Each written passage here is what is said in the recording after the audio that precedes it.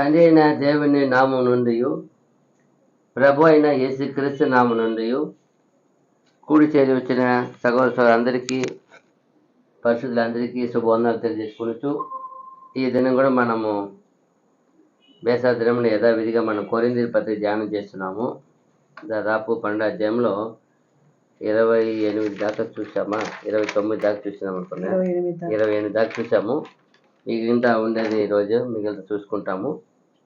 ఈరోజు 12వ అధ్యాయము 29వ వచనము ఏమంటే, ఆ కాలంలో సంఘంలో భేద అభిప్రాయములు, ఒకరు కలిగిన వరముల గురించి కానీ, ఒకరు కలిగిన సౌకర్యం గురించి, మంచి ఒక హోదా గురించి కానీ ఏం చేశారంటే ఉప్పొంగుతున్నారు. అంటే ఏమంటారు దాన్ని, పెరిమై పడగలరు, గర్వపడిదే డంబముగా చెప్పుకునేది అలా అయిపోయింది. అది ఇక్కడ చూసినప్పుడు దేవుని వరం ఎందుకు ఇచ్చారు అన్నప్పుడు అదేంతో వ్యక్తిగతంగా ఏమన్నా చేసుకోవడానికి కాదు.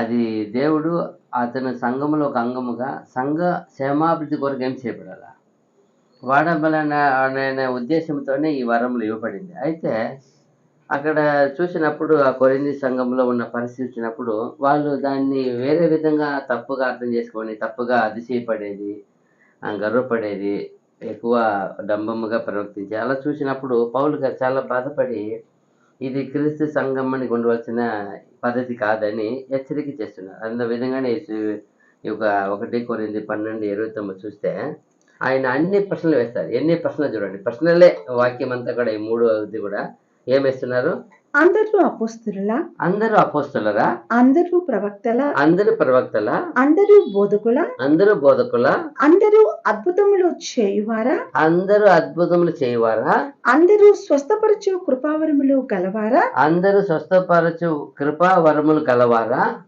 ఇలాగే ప్రశ్న ఎందుకప్ప ఇంత ప్రశ్న ఏమిటి, ఎందుకు అడిగినట్టు ఉంది. ఎందుకు ఇలాంటి పరిస్థితి అన్నప్పుడు అక్కడ అందరూ ఒక మనస్థితి ఆ మనసులో ఉంది. ఆ మనసు అంటారు కదా, ఆ మనస్థితి ఏకంగా ఉండాలి. ప్రభు సంఘం మధ్య ఎలా ఉండాల, ఏక భావము, ఏక తాత్పర్యము, అన్ని ఏకంగా ఉండాలి. ఆ కాలంలో వచ్చి అపోస్తులు చూసినప్పుడు ఎలా ఉంది అపోస్తుల సంఘము, ఏక మనస్సు ఉంది. ఆయన వచ్చి చెప్తారు, మీరు వచ్చి అక్కడ పెందెకొస్తే అక్కడ నిలిచి ఉండండి అన్నప్పుడు ఆయన ఆత్మ ఇవ్వాలన్నప్పుడు ఎలా ఉంది, వాళ్ళ హృదయం ఎలా ఉందంట, ఒకే భావం ఉందండి. ఓన్లీ ఎలా అండి, అన్ని మనుషులు ఉన్నారు. దాదాపు అక్కడ ఎన్ని మంది నిలబడి 120 మంది పైగా నిలబడి ఉన్నారు ఆ గ్రూపులో. ఆ మనసు అంతా ఎలా ఉందండి, ఒకే మనసు. ఎంతగా ఒక ఏక భావము, ఏక హృదయము, ఏక మనసు అన్నప్పుడు నిజంగానే వాళ్ళు క్రీస్తు ప్రేమను ఎలా ధరించి ఉన్నారో కలిగి ఉన్నారు. అలాగే ఇక్కడ కూడా క్రీస్తు సంఘం అనేది ఒక్క భావం కలిగి ఉండాలి. అయితే ఇక్కడ నానా విధమైన మనసు, నానా విధమైన మాటలు, నానా విధమైన చూపులు అన్నీ మారిపోయినాయి. అప్పుడు ఆయన బాధతో అంటున్నారు, అందరూ అపోస్తులులా ఆయన ఒక ప్రశ్న చేస్తున్నాడు. అందరూ అపోస్తులులా. అపోస్తులు అంటే ఏమి, పునాది. అది అపోస్తులు అంటే ఏమది, బేస్మెంట్కి పోయి దానికి ఈక్వల్ ఏమి రాదు. అది యేసుక్రీస్తుతో మూలరాయి అయిన వీళ్ళు బేస్మెంట్, పునాది. అందుకే అన్నాడు పేతురుతో, నీవు నా బండ, మీరేం చేస్తాను అంటే ఏమి అర్థము, ఆయనను ఫస్ట్ అపోస్తులు అంటే వాళ్ళు పునాది వంటి వారు. పునాది వేసి ఎంత కష్టం తెలుసా. పునాదిగా ఉండాల్సిన అపోస్తులు వచ్చి ఇప్పుడు పైన బేస్మెంట్ వచ్చినాక మేము గొప్ప అంటే ఎక్కడ నిలబడి ఉంది, దేని మీద నిలబడి ఉంది, బేస్మెంట్ నిలబడి ఉంది. పునాది మీద నిలబడి ఉండేది కట్టడము సౌందర్యం కనపడవచ్చు, అది తలతలాన్ని మెరిసిపోవచ్చు, అది చాలా గొప్పగా దాని ఒక వైభవంగా ఉండవచ్చు. కానీ అది నిలబడే స్థలం ఎక్కడ తెలుసా, అపోస్తులు అంటే పునాది వంటి వారని అర్థం. వాళ్ళు ఆది సంఘము అని అర్థం. అపోస్తులు ఎవరు, సంఘ ప్రారంభికులు. వాళ్ళు సంఘము అనేదానికి వాళ్ళే మూల కారకులు. యేసు ప్రభు తండ్రి వీళ్ళ ద్వారా వీళ్ళ మీద ఏం చేశారు, ఆయన ఆయన నిర్మించి వీళ్ళ దగ్గరికి అప్పగించిపోయినారు ఆయన. ఆది, అందుకే పేరు ఆది అపోస్తలుల పేరు. ఏం పేరు వాళ్ళకి?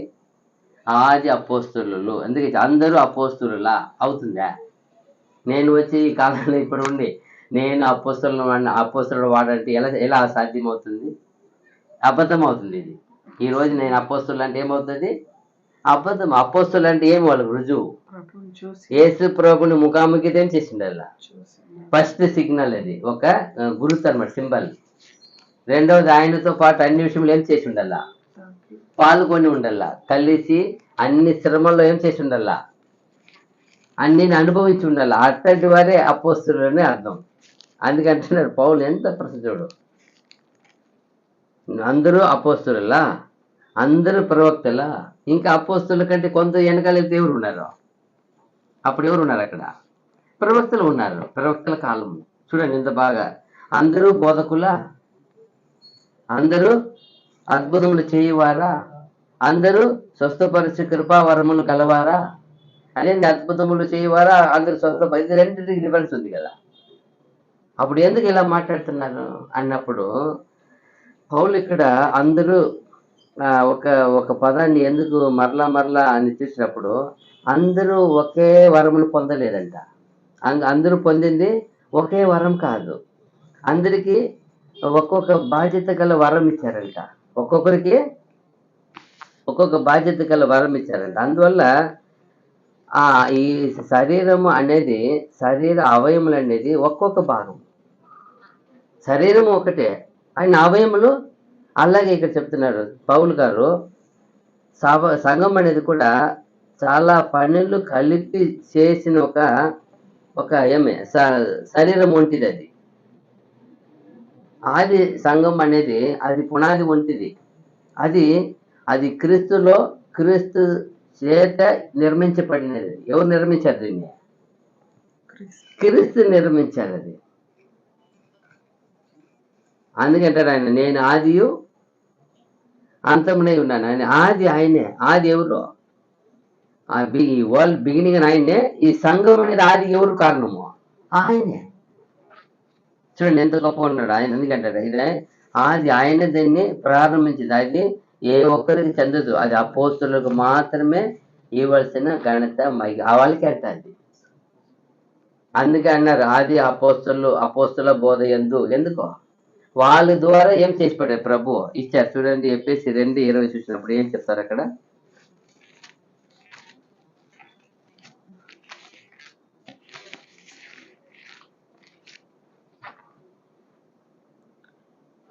క్రీస్తు యేసే ముఖ్యమైన మూలరాయి అయి ఉండగా అపోస్తలులను ప్రవక్తలను వేసిన పునాది మీద మీరు కట్టబడి ఉన్నారు. ఎక్కడ నేను చెప్పాను అక్కడ బాగా చెప్పారు. చూడండి క్రీస్తు యేసే ముఖ్యమైన మూలరాయి అయి ఉండగా, ఆయనే మూలరాయి, ఆయనే దానికి మూలం అంటే ఆయనే దానికి కారకుడు.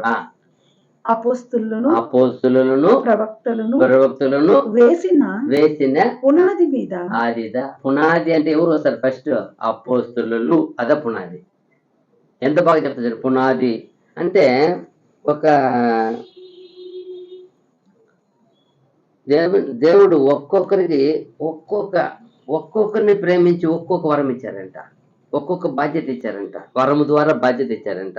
అలాగనే శరీర అవయములకు పోలే, ఆ శరీర అవయములు లాగానే సంఘములో నానా పనులు చేయుటకు అందరికీ, ఆ సంఘములో ఉన్న అందరి వ్యక్తుల్ని ప్రేమించి ఒక్కొక్క వరం ఇచ్చారంట.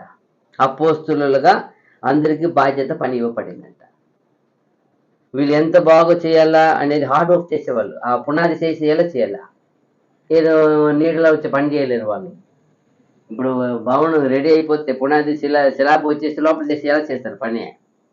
నీడలో చేస్తారు, సులువుగా చేస్తారు. పునాది అనేది ఎంత కష్టము. వంతు ఎండనే, మంచి వాన ఏది వచ్చినా అంతలో మంచి ఎండలో తోవి పునాది ఏం చేయాలి? లోతుగా ఏం చేయాలా? అప్పుడు లోతుగా పునాది వేసిన తర్వాత దాని మీద ఎంత స్ట్రాంగ్ ఏం వచ్చినా ఏం చేయదు. అది ఏదో పైన లోడ్ వేసేస్తే కాదు, కొట్టుకొని పోతుంది. పునాది ఎలా వేయాలా? అందుకే అంటారు ఆయన, మీరు బండ మీద కట్టిన పునాదిని పోలి వారై ఉండండి. ఎందుకు బండ మీద? వాన వచ్చింది, వరద వచ్చింది, తుఫాను వచ్చింది, దేనికి ఏం చేయదు, కదలదు, కొట్టుకొని పోదు. అది చెప్తున్నాడు. అలాంటి ఆది అపోస్తులు అంటే ఎవరు కాదు, వాళ్ళు పునాది వంటి వారు. బాగా చెప్పారు వాళ్ళు. ఏమంటే అపోస్తులు క్రీస్తు యేసే ముఖ్యమైన మూలరాయి ఉండగా అపోస్తలును ప్రవక్తలను వేసిన పునాది మీద మీరు కట్టబడి ఉన్నారు. చూసారా, అపోస్తలును ప్రవక్తలు వేసిన పునాది మీద మీరు కట్టబడి ఉన్నారు. దానిలో ఆ విశ్వాసంలో మనకేం చేశారు, మనల్ని కట్టారు. అది అపోస్తలు అని. రెండవది ఏం చెప్తారు, అందరూ ప్రవక్తలా అనేటప్పుడు ఈ ప్రవక్తలు అనే దేవుని పని, దేవుని మాట నేరుగా వాళ్ళకి వచ్చి వాళ్ళు ఏం చేస్తారు, దేవుని మాటని అందరికీ బయలుపలి చేసేవారు. అయితే ఇది అందరికీ ఇవ్వరు.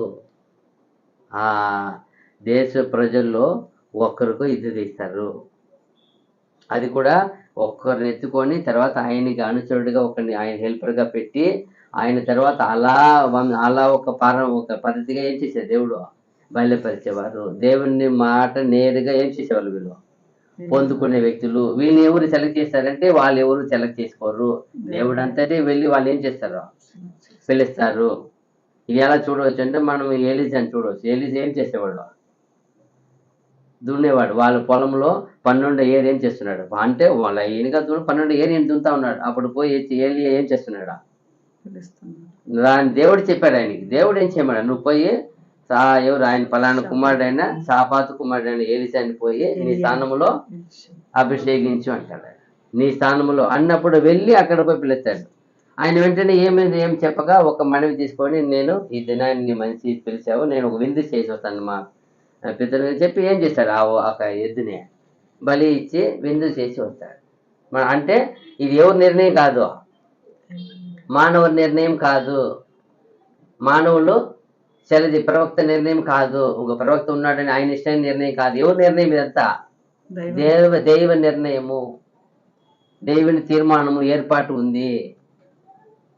ఎలా పిలుస్తాడు చూడు, వంశంతో పిలుస్తాడు. ఎలా పిలుస్తాడు వాళ్ళని, వాళ్ళు వంశంతో చెప్పి పిలుస్తాడు. పలానా వంశంలో పలానా కుమారుడైన పలానా వ్యక్తిని పోయి పిలుచుకొని అంటాడు. ఎంత డీటెయిల్గా క్లియర్గా ఉంది చూడండి. అక్కడ చూసినప్పుడు ఎందుకంటే ఇది దేవుడిని ఆ వాక్యం డైరెక్ట్గా వీళ్ళు ఏం చేసేది, వీళ్ళకి పొంది వాటిని బయలుపరిచేవాళ్ళు ప్రవక్తలు. వీళ్ళు ఆమోస్ గ్రంథం 2:11 చూస్తే చక్కగా చెప్తారు, అందరూ ప్రవక్తలా కాదు. 2:11 మరియు మీ కుమారులలో కొందరిని ప్రవక్తలను గాను మీ యవ్వనులలో కొందరిని నాకు నాజీరులుగాను నియమించితిని. ఇశ్రాయేలీయులారా, ఈ మాటలు నిజమైనవి కావా? ఇదే యెహోవా వాక్కు. మీకు తెలీదా, మీలోనే ఏం చేశాను, కొందరిని నేను ప్రవక్తలు గాను నాజీరులు చేయబడిన ఏం చేశాను, నేను నియమించింది. అప్పుడు ఈ నిర్ణయం ఎవరు చేసేది ఉంది ఇక్కడ, నేను అంటారా, నేను నియమించింది కదా. అంటే ఎవరంటే వారు నియమించుకోలేరు. ఇది ఎవరు అతిశయపడేది వీళ్ళు లేరు. ఇది దేవుడు మాత్రమే తన మాట ద్వారా తన వాక్కు ద్వారా నేరుగా వచ్చి ప్రవక్త చెప్పి సెలెక్ట్ చేసుకునేది. అది దేవుడి నిర్ణయం. అది ఎవరు ఏం చేయలేరు, దీన్ని మార్చుకోలేరు. నన్ను కాదు తండ్రి విడిచి వేరే వాళ్ళు అదంతా కుదరదు. ఆయన పిలిచి ఏం చేయాలి, వెంటనే మంచి పని చేయాలి. అదిదా ఎందుకు అడుగుతున్నాడు అక్కడ అందరూ ప్రవక్తలా. ఎన్ని ప్రశ్నలు, అప్పుడు ఎన్ని ప్రశ్నలు వచ్చినాయంటే అక్కడ ఏముంది, ఎక్కువ ఆ సంఘ పరిస్థితి ఏముంది, గందరగోళంగా ఉంది, చాలా అయోమయ స్థితిలో ఉంది, చాలా కన్ఫ్యూజ్లో ఉన్నారు. చూడండి ఎందుకు ఇన్ని ప్రశ్నలు, ఎలా ఉన్నావు సరిపోతుంది కదా, ఏమేమి అడగాల, ఎన్ని మొత్తం ప్రశ్నలే. 2 వాక్యం మొత్తం ప్రశ్నలే వేస్తున్నారు. అందరూ అపోస్తలులు, అందరూ ప్రవక్తలా అన్నప్పుడు ఇది కూడా ఎవరు చేయగలరు. మూడోది ఏముంది, అందరూ బోధకులా. ఎందుకు ఆ మాట అడుగుతారు, అక్కడ నానా విధమైన బోధ వచ్చేసినాయి. చూడండి, అందుకే ప్రభు చెప్పారు, ఏ బోధ ఉంది మీరు వినాలా, అపోస్తలుల బోధ ద్వారా నేనేం చేశాను, ఆయన ఎన్నుకునేది అపోస్తలుల బోధ. అందుకని ఆదిలో ఎలా ఉన్నారంట, అపోస్తలుల బోధ ఎందును, సహవాసం అందును, రొట్టె విరుచుటందును వాళ్ళు ఎడతెగక వింటి ఉండేది. ఎందుకో ఇది అపోస్తులు అంటే వాళ్ళ కలిసి వాళ్ళ దేవుళ్ళు ఏం చేశారు, వాళ్ళు బలపడ్డారు, ఐక్యమత అన్ని పని ఏం చేశారు, ఎంత బాగా చేశారు చూడండి. ప్రభు సేవ ఎంత బాగా, ఎంత సుపీరియర్గా చేశారు వాళ్ళు. అదిదా ఆ? ఆ, అందరూ అన్నప్పుడు దేవుని మాట చెప్పడానికి, బోధించడానికి ఇది కొందరికి మట్టుగా దేవుడు అనుగ్రహించి. అందుకే యాకోబు అంటాడు, అందరికి ఏం కావద్దు అంటాడు, అనేకులు బోధకులు ఎందుకో 3:1 యాకోబు 3:1 చూసినప్పుడు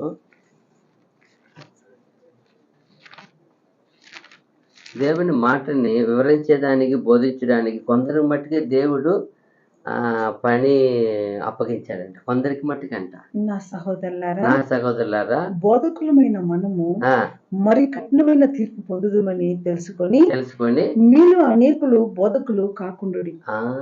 చూసారా, ఎందుకు అనేకులు బోధకులు కాకుండుడి అంటారు? ఎందుకంటే అక్కడ కఠినమైన శిక్ష, అది తీర్పు పొందుతుంది. చెప్పేది ఒకటి, చేసేది ఒకటి అంటే ఇది లోకానికి చేరిపోతాయి. ఇప్పుడు టీచర్స్ ఏం చేస్తారు, వచ్చి వాళ్ళకు ఏం పని వాళ్ళకి అప్పగించారు, ఓన్లీ ఫర్ టీచింగ్. బుక్లో ఏమి వాళ్ళకు ఒక ట్రైనింగ్ పీరియడ్ ఇస్తారు స్టార్టింగ్లో. ఆ ట్రైనింగ్ ప్రకారం ఏం చేస్తారు వాళ్ళు 20 ఏళ్ళు 30 ఏళ్ళు వాళ్ళ పరిధిలో 60 వరకు వాళ్ళు టీచింగ్ చేస్తారు. వాళ్ళకి పని అంతే, వాళ్ళు టీచర్స్ అంతే.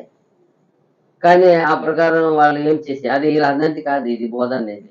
ఇది యేసు ప్రభు జీవించి బోధించిన బోధ. అందుకే అంటాడు పదే యేసు ప్రభు, నన్ను నువ్వు వెంబడించి నన్ను చూడండి అంటారు. ఐఎమ్ ద మోడల్, మీకు నేనేం చేస్తాను, మాదిరి ఉంచి, నేను మాదిరిగా ఉంచి, నేనే మీకు మాస్టర్ అంటారు ఆయన. ఎవరు? నేనే మీ గురువును. అప్పుడు చూడండి, అప్పుడు జీవితాన్ని మార్చుకునే గురువు అంటే ఎవరు మాత్రమే? యేసుక్రీస్తే. జీవితాలను మార్చేసేవాడు ఆయన. ఆయన వెళ్ళిన ప్రతి ఇంటికి ఏం చేసేవాడు? ఆయన రక్షణ కల్పించేవాడు, మారు మనసు కల్పించేవాడు, జీవమునిచ్చేవాడు, స్వస్థపరిచేవాడు, ఆశీర్వదించేవాడు, అవినీతిని అన్నిటి తొలగించేవాడు. అక్కడ ఉండే అవినీతి అన్నిటి ఏమైపోతుంది ఆయన పోతే. That is master. మాస్టర్ అంటే అలా ఉండాలి. చెప్పుడు చేశారు. అయితే ఆయన ఏం చేసేవాడు కాదు, ఆయన చెప్పేవాడు కాదు, నేను చూడండి అని కాదు. ఆయన అంతగా హంబుల్నెస్ లోపల ఒక తగ్గించుకోవడంతో వెళ్ళి తండ్రిని ఏం చేసేవాడు, ఆయన బయలుపరిచేవాడు ఆయన. అదిదా అందరూ బోధకుల. ఎందుకు అన్నప్పుడు ఈ దేవుని మాటను వివరించడానికి, బోధించడానికి దేవుడు ఆ బోధకులని కొందరు మట్టుకే అనుమతించారు, పరిమితి చేశారు. ఇది కూడా ఎవరు వరమే? దేవుడి వరమే. ఈయనకి వ్యత్యాసం తెలియదు, అందుకే చెప్తున్నారు. అక్కడ వ్యత్యాసం లేకుండా ఉన్నారు. అందుకే అన్నారు, మీ బోధకుల్ని భిన్నముగా ఏం చేయండి, పరిశీలించండి, పరిశోధించండి. ఆ బోధ ఎలా ఉంది, అది నమ్మదగిన విశ్వాసంతో ఉందా, అపోస్తులు యేసు ప్రభు చెప్పిన అపోస్తుల ద్వారా వచ్చిన బోధ మారి ఉందా? అందుకన్నారు, వేరే ఒక బోధ మీ మధ్యలో వస్తే వాళ్ళకి ఏం చేయవద్దంటారు, వందనము చెప్పకూడి. ఫస్ట్ ఆఫ్ ఆల్ అది ఏ బోధను మీరు భిన్నముగా వాటిని పరిశీలించండి. అది ఎందుకు ఊరికే కాదు మనకు దేవుని ఆత్మ ఇచ్చేది, వరం ఇచ్చేది. అందరూ ఏది చెప్పినా చాలా చోట్ల చూస్తున్నాం, చాలా మంది చెప్తుంటే కమ్మున ఉంటారు. అప్పుడు మీలో ఏం పుట్టలేదు, మీలో వైరాగ్యత. వినిన సత్యానికి విరోధంగా ఒక మాట వచ్చినప్పుడు అడగాలి కదా, ఏమండి ఇలా వస్తుంది, ఇది బైబిల్ లేనిది కదా, మన విశ్వాసానికి విశ్వాస ప్రమాణానికి ఏమదే విరోధంగా ఉంది కదా. ఎన్నోసార్లు వాక్యం చెప్తే ఒక తప్పు అయిపోతే బాధపడతాం, అయ్యో ఇలా చెప్పేశారు, ఈరోజు పొరపాటు అయింది. అవి చూడండి ఎంత బాగుంది. అదే చెప్తాం, అందరూ బోధకులా అంతే అన్నప్పుడు అందరూ బోధకులు కాదు, దేవుడు నిర్ణయించిన వారమే బోధకులు అవుతారు. అందరూ అద్భుతములు చేయువారా. ఆ కాలంలో ఇది ఎప్పటి వరకు పరిమితి ఇచ్చారు? అపోస్తులు తర్వాత ఎవరు వాళ్ళు చేయి ఉంచారో వాళ్ళకి మటుకు పరిమితి. అంటే 2-3 తరాల తర్వాత ఏమైపోవాలది. ఎందుకు అలా అది సంఘం ఏం చేయబడాలని అభివృద్ధి చెంది, అది ఇప్పుడే విత్తనం వేసినట్టు. యేసు ప్రభు కాలంలో ఏం చేశారు, వాటిని వచ్చి విత్తనం వేశారు. విత్తనం వేసి ఏం చేయాలి, అది చెట్టు అవ్వాలన్నప్పుడు అది వేసినారు. అదిదే కాబట్టి అందుకంటారు, ఏమంటారు ఇక్కడ, అద్భుతములు చేయువారా. అప్పుడు చూడండి ఎంత బాగుంది. అద్భుతములు చేయే ఒక శక్తి ఆత్మ ద్వారా ఆయన దేవుడు, అది ఒక విశేషమైన వరం అనుకోండి. అయితే అది కూడా అందరూ పొందలేరు, అందరు ఇవ్వబడదు. అందుకే కొన్ని సందర్భాల్లో అపోస్తులు ప్రార్థన చేసినప్పుడు వాళ్ళు ఏం చేయలేకపోతున్నారు. కొందరి దురాత్మని కొట్టలేకపోతున్నారు, పీడింపడుతున్నారు. అప్పుడు వచ్చి యేసు ప్రభుని అడుగుతారు, ఎలా ప్రభువా ఇది ఇలాంటిది పోలేదని. అప్పుడు ఆయన ఏం చెప్తారు, ప్రభు ఈ విధమైన దురాత్మలు ప్రార్థన ద్వారాను ఉపవాసముతోను ఉన్నప్పుడు ఏమవుతుంది అది అంటే దేవుని దగ్గర ఎక్స్ప్రెషన్ ఏం చేయలేదు, ఎక్కువ ప్రార్థన గడపాలా అని చేయలేదు. ప్రార్థన శక్తి, ప్రార్థన పుక్తు. ఆయన అలాగే ఏం చేశారు, ఎన్నో రోజులుగా గంటలుగా ఏం చేశారు ఆయన, రోజు ప్రార్థన చేసి పొందుకున్నారు ఆయన. అలాగే చెప్తారు. అలా చూసినప్పుడు ఇది కూడా అలాగే. ఇది ఎలా అన్నప్పుడు అది వరం అనేది, స్వస్థపరచే వరం అనేది దేవుడు ఇచ్చేది. అది అపోస్తులు 12 మంది అందరూ స్వస్థపరిచారా? ఎవరు ఎక్కువ స్వస్థపరిచారా? పేతురు, యోహాను, అపోస్తులుడు పౌలు గారు. మిగతా వాళ్ళు 12 మంది కొందరు రాలేదు. ఎందుకు రాలా? వాళ్ళకి వేరే వైద్యుడైన లూకాను ఉంది. కొందరికి ఏమి ఇచ్చారు, వేరే ఇచ్చారు. అందరికీ స్వస్థపరిచే వరం కాదు. బోధకులుగా వాళ్ళు ఇచ్చారు కొందరిని, మంచి ప్రసంగం చేసేవాళ్ళుగా. అపోస్తులు పౌలు ఏం చేసేవాడు, బాగా ఆయన ఆల్రెడీ ఆయన ఎవరు, ఆయన టీచర్ ఆయన. కాబట్టి ఆయన ఏం చేసేవాడు, ఆయన గొప్ప ఒక టీచర్ దగ్గర ఏం చేశాడు ఆయన, గమాలియేలు పాదం మీద నేర్చుకుని ఆయన గొప్ప ఒక సంఘ ఏమైనా ఒక సంఘ పెద్ద ఆయన, సమాజ మందిరపు అధికారి ఆయన. కాబట్టి ఆయన దగ్గర ఈయన ఉండి నేర్చుకున్నాడు. కాబట్టి లోకరీతిగాను ఉన్నాడు, దేవుళ్ళని ఏం చేశాడు ఆయన, దేవుని దగ్గర వరముగా పొందుకున్నాడు. అప్పుడు రెండు విధంగా ఆయన ఎక్కువ చేయగలిగారు. అది అందరికన్నా ఎక్కువ ఏం చేశారు, ఆయన ప్రీచ్ చేశారు. ఎందుకంటే ఎక్కువ రాసింది ఎవరే, ఎందుకో ఆయనకి దేవుడు ఇచ్చిన వరం. అందుకే చెప్తారు, ఆయన చూసినప్పుడు ఇది కూడా అలాగే. ఇది కూడా ఎవరు మాత్రం వీళ్ళు ఏమనుకుంటారు, ఎవరైనా. అందుకే ఆ పేతులతో వచ్చినప్పుడు ఒక ఆయన సిమోను వచ్చి ఏం చేస్తాడు, డబ్బులు ఇచ్చి ఈ వరం నాకేం చెయ్య ఏమంటాడు అంటే, అప్పుడు ఏమంటాడు పేతురు, ఇది సరైంది, ఇది ఒక దేవుని వరాన్ని రూపంతో పొంది అంత తప్పు అర్థం చేసుకున్నావు, నువ్వు చీకట్లో ఉన్నావు.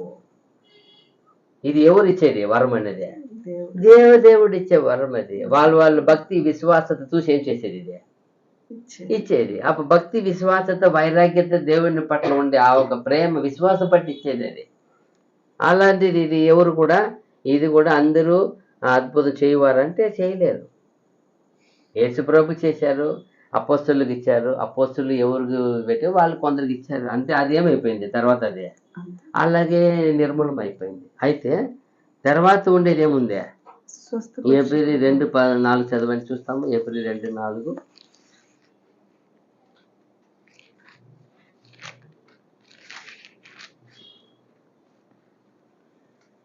అట్టి రక్షణ ప్రభు బోధించుట చేత ఆరంభమై దేవుడు తన చిత్తానుసారముగా సూచక క్రియల చేతను మహత్ కార్యముల చేతను నానా విధములైన అద్భుతముల చేతను వివిధమైన పరిశుద్ధాత్మ వరములను అనుగ్రహించుట చేతను వారితో కూడా సాక్ష్యమిచ్చుచుండగా వినిన వారి చేత మనకు దృఢపరచబడెను. చూసారా ఆ కాలంలో ఇది ఎలా ఏర్పరిచారు ప్రభు తెలిసేది. ఇలాగే ఈ ఒక అభివృద్ధి చెందాలని అప్పటికి ఆయనే కష్టపడి ఒక్కడే వచ్చాడు. ఆయన ఒక్కడే వచ్చి సత్యవంతుడు. ఆయన ఒక్కడు వచ్చి ఒక్కొక్కరిని వెళ్ళి ఏం చేసేవాడు, ఇద్దరుగా చూడు. ఇప్పుడు సత్యవంతుడు ఒక్కడే ఈ భూమి మీద వచ్చిన ఏకైక సత్యవంతుడు ఆయన. ఆయన వచ్చిన తర్వాత ఇక్కడ ఏమీ లేవు. ఒక్క మనిషిని తుడిసి పిలుచుకొని వచ్చిన ఈ రోజు పోయి అంటే, అప్పుడు ఈ రోజు సత్యవంతుడికి ఇద్దరు చేశారు. ఒక్కరిని చేశాను, ఒక్కొక్కరు ఒకే రోజు 12 మంది తోడుచుకొని రాలేదు కదా. ఎన్ని నెలలు పట్టినాయో మనకు తెలియదు. ఒక్కొక్క రోజు ఒక్కొక్కరు బే చేసేవాడు. పిలిచి అప్పుడు ఆయనకి ఏమి సంతోషం అనిపించింది, అబ్బా ఈ రోజు సత్యంలో 2 చేశాను, 3 చేశాను, లాస్ట్కి 12 మంది చేసేసాడు. 12 మంది చేసిన ఎంత సంతోషం ఆయనకి. ఇంకా లాస్ట్కి బెందకు వస్తున్నప్పుడు ఎన్ని మంది నిలబట్టిపోయారు అక్కడ ప్రభువు. 120 మంది. అప్పుడు ఆయన 120 మంది చేసడానికి ఎన్ని సంవత్సరాలు పట్టింది? 3.5 సంవత్సరాలు పట్టింది 120 మందికి. అప్పుడు ఎంత ప్రయాసపడ్డాడు ఆయన, ఎన్ని రాత్రి బౌలు ప్రార్థన చేశాడు ఆయన, ఎన్ని రాత్రి బౌలు ఉపవాసం ఉన్నాడు ఆయన. ఒకటి ఆ 3.5 సంవత్సరం ఉపవాసం ఎన్ని రోజులు ఉన్నాడు ఆయన చూడండి. ఫస్ట్ సారి ఆయన బాప్తిసం పొందుకొని వెంటనే 40 రోజులు రాత్రి బౌలు ఏం చేశాడు, మరలా ఎన్ని రోజులు ఎట్లా ఉన్నాడో తెలియదు మనకి. ఆ ప్రారంభం అనేది ఊరికే కాదు, దానిలో ప్రభు వంతు ఎంత ఉంది, ప్రభు త్యాగం ఎలా ఉంది. ఈ రోజు ఏమీ లేదు, కొన్ని ఇంత సౌకర్యం అంతా కల్పించేసి ఆయన అన్ని ఇచ్చేసి పోయేది చెప్తా ఉంటేనే గొప్పగా గర్వపడతారు, పెద్ద ఫీల్ అవుతారు. నేను చేసిన నా పని నాకు మట్టిగా వచ్చు, ఎవరికి రాదు చెప్పడానికి లేదు కదా. వాళ్ళు చూడండి ఎంత పామరులు తెచ్చి ఏం చేసేసారో. ఈయన ఎంత ప్రయాసపడి అంత 120 మంది నిలబెట్టేసిపోతే ఒకే రోజులోనే అపోస్తలుల పేతురుకి ఎంత గొప్ప వరము, ఒక్క సింగిల్ డేలోనే ఏం చేసేసారు. అప్పుడు ప్రభు నేను ఎంతో కష్టపడి 3.5 సంవత్సరాలు 120 మంది నిలబెడితే నా శిష్యుడు ఒక్క రోజులోనే ఆయనకి ఇచ్చిన వరం చూడు. ఇది ఎవరు అలసిపడరు? అపోస్తలుల పేతురు అలసిపడ్డారా? ఎక్కడైనా చెప్పుకున్నారా? ఆయన రాసిన ఎక్కడైనా ఏ గ్రంథంలోనా నేను 3,000 మందికి ఒక రోజులో నేను జ్ఞానస్థానం ఇచ్చి మార్చినని చెప్పారా? ఎందుకో ఆయన అంటాడు అక్కడ కూడా, ఇలాగా దేవుడు నేను అనుకోలేదప్ప, దేవుడు వాళ్ళకి ఆ అన్ని భాషలు పెట్టే వరం ఇచ్చినప్పుడు నాకు అర్థమైంది. ఇప్పుడు వాళ్ళకి నీటిని ఏం చేయకూడదు, తొలగించకూడదని నేను నీటి బాప్తిసం ఇచ్చినాను. ఎందుకంటే వాళ్ళు అందరూ మన ఏమి దేవుని అభిషేకం పొంది ఏం చేస్తున్నారు, అందరూ భాష మాట్లాడుతున్నారు కదా అక్కడ. అప్పుడు చూడు, అప్పుడు ఎంతగా ప్రభు సంతోషపడ్డాడు. నా శిష్యుడు చూడు, ఒక్కొక్క మనిషి నేను కష్టపడి చేస్తే ఒకే రోజున 1,000 మంది చేసే ఆశీర్వాదం ఎవరు ఇచ్చింది? ఇది ప్రభు తన ఆత్మశక్తి ద్వారా ఇచ్చింది. ఇది ఎవరు అతిశయపడేదానికి లేదు. అందుకే వాళ్ళు ఎక్కడ కానీ దాని గురించి అతిశయపడలేదు. ఎక్కడ రాశారా? పౌలు కానీ అపోస్తలుల పౌలు కానీ ఎన్ని పట్టణాలు ఎంతెంత మనిషి రాసే మనిషి ఎక్కడ పోయినా ఎక్కడ రాశారా? ఎన్ని సంఘాలు స్థాపించిన వ్యక్తి ఆయన. ఎక్కడ పోయి 3 నెలలు ఉంటే ఏం చేసేవాడు అక్కడ? ఎక్కువ టైంలో 3 నెలలు ఉంటే చాలు, ఏం చేసేవాడు ఆ ఊర్లో? ఒక సంఘం స్థాపించి పెద్దది నియమించి వెళ్ళిపోయి అంత గొప్ప వ్యక్తి ఆయన, అంత వాక్కు చాతుర్యం గల వ్యక్తి ఆయన. ఎక్కడైనా చెప్పారా నేను ఇన్ని సంఘాలు చేర్చాను చెప్పారు? ఎక్కడైనా కానీ ఎక్కడ ఎందుకో తను చేసిన పనిని గొప్ప చెప్పుకోవడం కాదు, అది సేవ కాదు.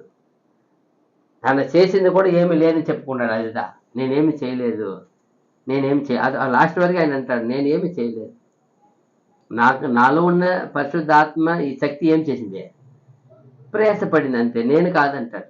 అదితా అలాగే ఇక్కడ చూసినప్పుడు కూడా ఎంత గొప్పగా ఉంది చూడు. స్వస్థపరిచే వరములు అన్నప్పుడు ఏమే కృపావరం తర్వాత ఏముంది? అందరూ స్వస్థపరచు కృపావరములు గలవారా? అది పైన దానికి కింద విద్యార్థులు, అది వచ్చి అద్భుతములు ఆశ్చర్యకార్యం. చనిపోయిన వారు సైతం ఏం చేసేవాళ్ళు? అపొస్తలులు లేపేవారు. ఇది అట్ట కాదు, ఇది వచ్చి కృపావరము. ఎవరో ఒకరు అందుకంటే కదా యాకోబులో ఉంది కదా, ఏమి విశ్వాసమైన ప్రార్థన రోగిని స్వస్థపరచు. ఒకవేళ పాపం చేస్తే చదవండి ఎక్కడ ఉంది అది. యాకోబు 5 ఎంత బాగుంది చూడండి. 14 యాకోబు 5:14 చూడండి ఏముంది. మీలో ఎవడైనా రోగి అయి ఉన్నాడా? అతడు సంఘపు పెద్దలను పిలిపింపవలెను. వారు ప్రభు నామమున అతనికి నూనె రాచి అతని కొరకు ప్రార్థన చేయవలెను. విశ్వాస సహితమైన ప్రార్థన ఆ రోగిని స్వస్థపరచును. ప్రభు అతని లేపును. అతడు పాపములు చేసిన వాడైతే, ఒకవేళ అతను పాపం చేసిన వాడైతే పాప క్షమాపణ నొందును. ఇది కృపా వరము. ఇదేమి ఎవరో ఒకరు సంఘముగా ఉన్నాము, అంగముగా ఉన్నాము, అభయముగా ఉన్నాము, విశ్వాసిగా ఉన్నారు, బాగలేక పడిపోయారు. అప్పుడు విశ్వాసంతో అందరూ చేరి ఏం చేసేవారు? ప్రార్థన చేయాల. ఈ ప్రార్థన ఎవరు వినేవారు? ప్రభు విని దాన్ని మన విశ్వాసం ద్వారా దేవుడు ఆయనకి స్వస్థ ఇచ్చాడు. ఒకవేళ పాపం చేసి క్షమిస్తారు. ఇది ఇది విశ్వాసికులు ఇచ్చిన కృప. ఎవరైనా యేసు ప్రభు నామంలో ఏం చేసేది, విశ్వాసంతో ప్రేయర్ చేసినప్పుడు స్వస్థపరుస్తుంది. ఇది వేరు, పైన ఉండేది వేరు, రెండు ఒకటి కాదు, మిక్స్ చేయకూడదు. అది వచ్చి అది అద్భుతములు, అది ఎంత చనిపోయిన వారు సైతం ఏం చేసేది. ఇప్పుడు ఎవరు చనిపోయిన వారు లేపలేదు, ఎవరు ఉన్నా. ఇది ప్రభు అపొస్తలులకు సాధ్యమే, అంతవరకే అనుమతించారు. కుష్ఠరోగిని బాగా ఈ రోజు వరకు లెపర్సీ ఏం లేదు. ఆ కాలంలో యేసు ప్రభు చేశారు ఆ పని. ఎందుకో ఆయనకు మాత్రం సాధ్యమైన పని, ఎవరు చేయలేనిది, ఈ భూమిలో ఎవరు చేయలేనిది చేసినారు. అది అద్భుత ఆశ్చర్య కార్యము. ఇది కృపావరం అంటే ఎవరైనా ఆట మార్చి చేసేవచ్చు. అయితే విశ్వాసంతో ప్రే చేసి దాన్ని ఏం చేసేవాడు, స్వస్థపరిచేవాడు. ఇది కృప. అందుకంటే అది ఈ లోకానికి ఏం పేరు, ఇప్పుడు సెకండ్ వరల్డ్కి కృపా కాలము. ఈ కాలం, ఈ యుగం ఏ కాలము, కృపా యుగం ఇది కదా. ముందటి ఉండేది ఏ యుగము, పితరుల యుగం ఇది. అది ఫస్ట్ పోయింది కదా, ఫస్ట్ వరల్డ్ ఏం పేరు దాని పేరు, అదే పితరుల యుగము. ఇది కృపాకాలం, కృపా యుగం ఇది. తెలుసా ఎంత బాగా వచ్చింది ఇక్కడ చూసినప్పుడు. అదిదా ఏ ఒక్కరు కూడా దేవుని చూపులో అన్ని వరం కూడా ఒకటి కంటే ఒకటి గొప్పది కాదంట దేవుని చూపులో. ఇప్పుడు ఈ అవయం ఉంది, ఈ శరీరం ఉంది, శరీరంలో అన్ని అవయము ఆయన ఏం చేసింది, ఆయన కలగ చేసినాడు. ఒక్కొక్క దానికి ఒక పని నియమించాడు. అన్ని ముఖ్యమే. శరీరంలో ఏదో ఒకటి పోయినా ఏమైపోతుంది, అవయ లోపం అయిపోతుంది. అందుకే ఆ పరిశుద్ధ ఆవరణంలో తెచ్చి బలి ఇవ్వాలంటే ఏమి ఉండకూడదు, అవయముడికి లోపం. ఏదో ఒకటి కొదవ ఉండకూడదు, తక్కువ ఉండకూడదు. ఒక కళ్ళు పోయింది, ఒక కాలు పోయింది, జీవించవచ్చు, బట్ అది ఏమది లోపము ఉండని అర్థము. అది ఇవ్వబడదు, ఎవరికి ఇవ్వబడదు, అంగీకరింపరు. అలాగే ఇక్కడ చూసినప్పుడు ఆ వరం అనేది అన్ని దేవుడి దృష్టిలో ఎలాగనే సమధార, ఈక్వాలిటీ. అందరూ ఎందుకు ఒక్కొక్క వరం, ఎందుకు ఒక అవయం ఆయన అన్ని ప్రేమించి ఆయన సిద్ధానుసారం ఏర్పరిచింది అవయం ఇది. మనం అనుకోవచ్చు బ్రెయిన్, బ్రెయిన్ మంచి knowledge person, that is very knowledge, very wise person, knowledge ఉండమా. అది ఎవరు నియమించారు, ఆ బ్రెయిన్ అంత బాగా పనిచేయాలంటే దానికి ముఖ్యమైనది గ్యాల్ బ్లాడర్. లివర్ బాగా లేకపోతే బ్రెయిన్ ఏం చేయవు. అసలు అవయముల్లో ఇది ఏం లేదు మాకు. ఒక ప్రధాన 12 అవయముల్లో ఏం లెక్క రాదు, బ్రెయిన్ లెక్క లేదు. దాని గ్యాల్ బ్లాడర్ ముఖ్యం. గ్యాల్ బ్లాడర్ నుండి గ్రంథి పోయి బ్రెయిన్ ని కవర్ చేస్తుంది. ఆ కవర్ చేసినప్పుడు ఆ వాటర్ లోపల ఉంటేనే సేఫ్టీ. అది ఎలాంటి హీట్ రాదు, దానికి ఎలాంటి ఇది పోవద్దు, లేకపోతే ఏమైపోతుంది, గ్యాల్ బ్లాడర్ కానీ ఏమైనా చేస్తే బ్రెయిన్ ఫస్ట్ వాటర్ కట్ అయిపోతాయి, డ్రైనెస్ అయిపోతాయి. చూడండి, ఎప్పుడు అవయం అనేది గ్యాల్ బ్లాడర్, అవి కాదు, అవి లింక్ ఆర్గాన్. ఏమంటారు దాన్ని, లింక్ సంబంధించింది. ఇప్పుడు నోస్ ముఖ్యమే, కానీ నోస్కు ముఖ్యం లోపల ఇంకొక అవయం ఉంది, లింక్ ఏముంది, లంగ్స్. ఊపిరితిత్తు లేని లంగ్స్ ముఖ్యం ఏం చేయద్దు. ఇది తీసుకునేది ఒకటి పని, దీనికి అదిదా లోపల పోయి ఏం చేసేది, దాన్ని ప్యూరిఫై చేసేది అదిదా. చూడండి ఎప్పుడు. అలాగనే ఇక్కడ చూసినప్పుడు కూడా ఒక్క అవయము, ఒక్క దేవుని చూపులో వరములో ఏ ఒక వరము కంటే ఇంకొక వరం గొప్పదనియు దేవుని అలా ఎక్కడ చేయలేదంట. అన్నీ కూడా దైవ స్వభావము, దేవుని అన్నీ కూడా ఆయనకి పరిపూర్ణమైనదంట, అన్నీ కూడా సమమైనదంట, అన్నీ కూడా ఒక్క వంతు ఆయన దగ్గర ఒకే వంతు అంట. ఆయన దృష్టిలో ఒక్కటే అంటే అన్నీ. చూడండి, అంటే మనం ఏమనుకుంటామో. అయితే ఈ కృప, ఈ స్వస్థపరిచే వరం కూడా దేవుని యొక్క ఆయన యొక్క సొంత ఇష్టంతో ఇచ్చేదంట. ఈ వరం ఎవరికి ఇవ్వాలా, ఈ వరం అని చూసి ఏం చేసేవారంట, వాళ్ళకి ఇచ్చేదంట. అందరికీ ఎవరు పొందుకోలేరంట. ఇది ఎవరు ఇష్ట కోరికలు కాదు ఇవి, ఆశ ఇష్టాలు కాదు ఇవి, దీనికి నాలెడ్జ్ కాదు, దీనికి చదువు సంబంధం. ఇది ఎవరు ఇచ్చేది వరం, ఇది దేవుని అనుగ్రహము. ఇది కూడా ఇప్పుడు 30 వచనం. అందరూ భాషలతో మాట్లాడుచున్నారా, అందరూ ఆ భాషల అర్థము చెప్పుచున్నారా. చూసారా, అందరూ భాషల్లో మాట్లాడుచున్నారా? మళ్ళా ప్రశ్న. అందరూ ఆ భాష అర్థము చెప్పుతున్నారా? మళ్ళా ప్రశ్న. పర్సనల్గా ఉందంటే అక్కడ సమస్యలు ఎంత ఉందో చూడండి. అప్పుడు అక్కడ ఈ విశేషంగా దేనికి అప్పుడు ఇచ్చేవాళ్ళు అందరూ ఆడ సంఘంలో గొప్పగా వాళ్ళని ట్రీట్ చేసే దేన్ని చూసి తెలుసా? భాషలతో ఈ భాషల అర్థం చెప్పేవారు, ఆ ప్రవచనం చెప్పేవారు. ఎవరు వీరి మీద ఏముంది? స్వస్థపరిచే వరం ఉండేవాళ్ళు. వీళ్ళ మీద ఏముంది? ప్రత్యేకత ఉంటుంది వాళ్ళని. అయితే ప్రభు దృష్టిలో ఏమి అందరూ ఒకటే. బోధించేవారైనా, ఏమి ప్రవచనం చెప్పేవారైనా, అపోస్తులైనా, బోధకులైనా,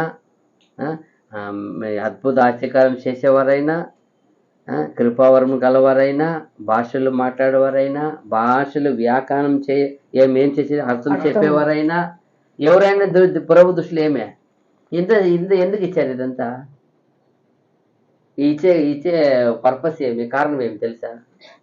ఎందుకో అదిదా ఒకే మైండ్. నా సంఘం ఏం చేయబడాలా? అభివృద్ధి చెందాలా అనే ఒక ఉద్దేశంతోనే ఇచ్చింది.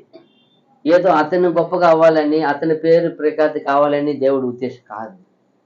ఈరోజు చాలా మంది అది అనుకుంటారు. నా పేరు గొప్పగా, నా ప్రసంగం గొప్పగా, నా మాట నేను నేను నేను నేను వెళ్తుంటారు. ఎందుకో వీళ్ళకి అర్థం కాలేదు. ఇది దేనికి ఇవ్వబడింది? ఇది ఒకే ఉద్దేశము. నిన్ను ఎన్నుకుంది ఎందుకంటే నీ ద్వారా దేవుడిని వాక్యం చేయబడాలా, ప్రచురణ చేయబడాలా, మహిమపరచబడాలి. నువ్వు మహిమపరిచేదే ఒక పాత్ర. నువ్వు అందుకంటారు అనేక చోట్ల నువ్వు ఒక దేవుడిని ఒక పాత్రను గుర్తెరుగు. అనేక పాత్రలు ఉన్నాయి. అదే పౌలు మాట్లాడతారు. దేవుని ఆలయంలో అనేక పాత్రలు ఉన్నాయి. అయితే అది ఏది ఆయన వాడుకునే పాత్ర? ఆ కృపా పాత్ర అంటారు. మన అంతేమే కృపను మోసే పాత్ర మనము. అదే చెప్తారు. వరం అంటే ఏమనుకున్నాం? కృప ఇది ఉచితంగా ఇవ్వబడిన వరం ఇది.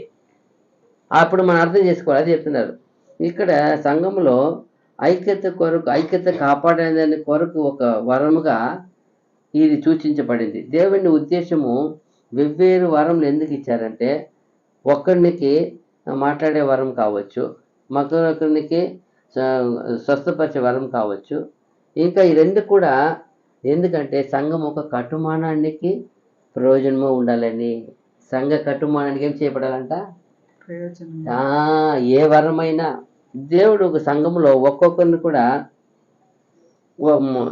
అందరిని కూడా ఒక్కొక్క వరం ఇచ్చి ఒక్కొక్క వాళ్ళకి స్వస్థపరిచేది, భాషలు అర్థం చెప్పేది, ఒకరికి వ్యాఖ్యానం చేసేది, ఇవంతా కూడా సంఘం అభివృద్ధి సంఘం అనే అంగము అభివృద్ధి చెందాలనే ఉద్దేశంతో ఇచ్చిందంట.